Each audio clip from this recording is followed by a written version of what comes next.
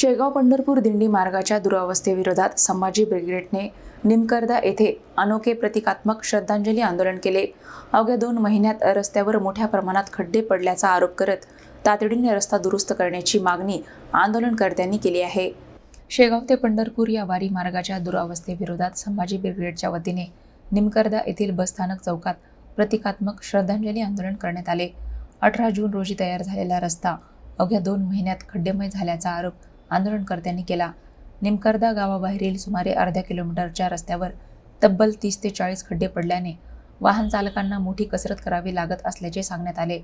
हा मार्ग अकोला ते शेगाव दरम्यानचा महत्त्वाचा मार्ग असून शनिवारी रात्री मोठ्या संख्येने भाविक पायी वारी करतात। सध्या मार्ग एकेरी करण्यात आल्याने वाहतुकीची कोंडीही होत असल्याचा दावा करण्यात आला।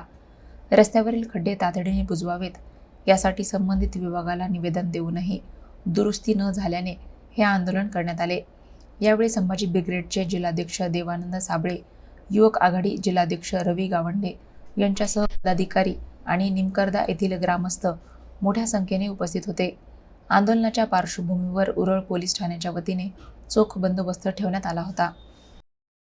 या निमित्तानं तरी शासनाला प्रशासनाला जाग येईल हा आमचा यामागचा उद्देश आहे। या मार्गावरून दररोज संतनगरी शेगाव येथे हजारो वारकरी जातात, परंतु वारकऱ्यांचा जीव सरकारला प्रिय नसून आपलं 56% कमिशन या लोकप्रतिनिधींना महत्त्वाचं वाटत आहे। म्हणूनच हा एक प्रतिकात्मक श्रद्धांजलीचा कार्यक्रम आम्ही निमकरदा गावात आज आंदोलनाच्या माध्यमातून पार पाडत आहोत।